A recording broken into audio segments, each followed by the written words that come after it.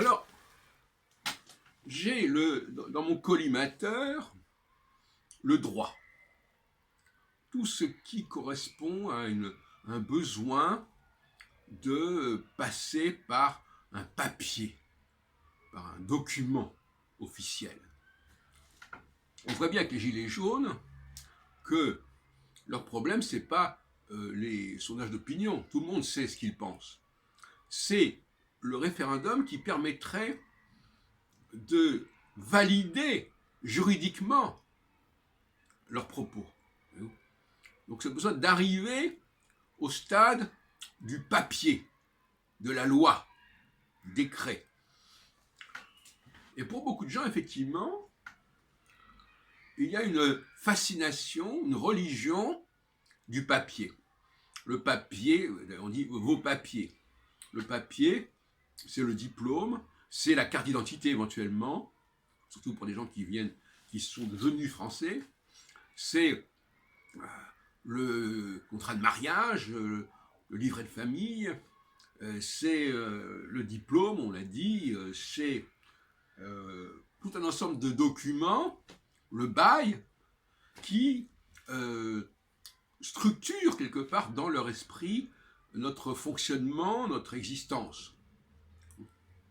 Et ce qui est intéressant, j'en ai parlé dans un autre café philo, c'est que ce papier qui implique une signature généralement, il y a vraiment peu de papiers qui ne soient pas signés officiellement. Ce papier signé a des effets immédiats. Il change ipso facto, on passe du de facto au de jure, ipso facto, les choses sont autrement. Et c'est ce que j'appelle le droit baguette magique. Voilà. Et quand les Gilets jaunes demandent des décisions, ils veulent que ce soit de l'ordre du droit, que ce soit signé, que ce soit, voilà, il ne faut pas que ce soit simplement une lettre exposant des idées, etc. Non, il faut que ce soit des décisions à caractère définitif et immédiat. C'est intéressant, à la fois définitif, mais immédiat. Et effectivement, c'est comme ça qu'on fonctionne avec eux. Voilà, je signe ceci, voilà, donc là c'est clair, et puis c'est comme ça une fois pour toutes. Donc, nous avons là une sorte de religion du droit dont nous sommes tous victimes, et je demanderai d'ailleurs à chacun une forme de psychanalyse ou d'autocritique pour se demander à quel moment dans notre vie nous avons été pollués par le droit. Nous sommes crus obligés de passer par le droit pour nous sentir bien, nous sentir en bonne conscience, si on peut dire. Quelqu'un, par exemple.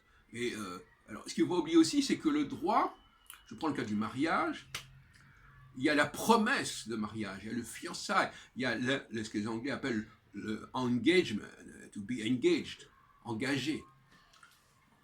Et puis, il y a la confirmation de cet engagement. Ça aussi, c'est le droit, le passage. Bon. Et je terminerai en disant, puisque j'ai suivi hier une conférence à la Synagogue de la Victoire qui traitait beaucoup du sionisme, malgré son titre qui n'en parlait pas, c'est que le droit permet à des structures de se pérenniser. Pour des actions qui sont à effet, comme on dit dans un contrat, à durée indéfinie, CDI. Et l'Église, c'est une institution, donc elle est juridique, et elle s'est pérennisée. Mais l'État d'Israël également, ça relève du droit. Quand on crée un État, on est dans le droit, on est dans la loi. Et on peut permettre à quelque chose de se pérenniser, sans qu'on puisse parler de miracle. Le droit, c'est la façon dont l'homme, au fond, on pourrait dire qu'il y a la nature, la technique, le droit. La nature, c'est l'univers. La technique, c'est un savoir, une capacité à utiliser la nature. Et le droit, c'est finalement une sorte de surimposition, de superstructure qu'on plaque par-dessus et qui n'exige finalement pas de grandes connaissances, ni techniques, ni scientifiques. mais qui exige simplement de savoir écrire je veux ceci, je décide cela, etc. Et beaucoup de gens sont dans le troisième niveau, en quelque sorte. Hein, c'est-à-dire que c'est voilà, le droit, c'est au fond le bien commun de tous. Parce que contrairement à ce qu'on peut croire, le droit, c'est pas du tout élitique. C'est pas du tout élitique. La science est élitique, la technique c'est élitique, le droit, finalement, la constitution, les lois, le fonctionnement des élections, tout ça, tout le monde comprend et tout le monde a son avis à ce sujet. Il ne faut pas être surpris que les Gilets jaunes aient évolué vers des revendications juridiques, parce que constitutionnel, le référendum d'initiative citoyenne, c'est du droit. N'oublions pas. Et donc finalement, c'est un peu comme M. Jourdain, la plupart des gens font du droit sans le savoir, comme M. Jourdain faisait de la prose sans le savoir.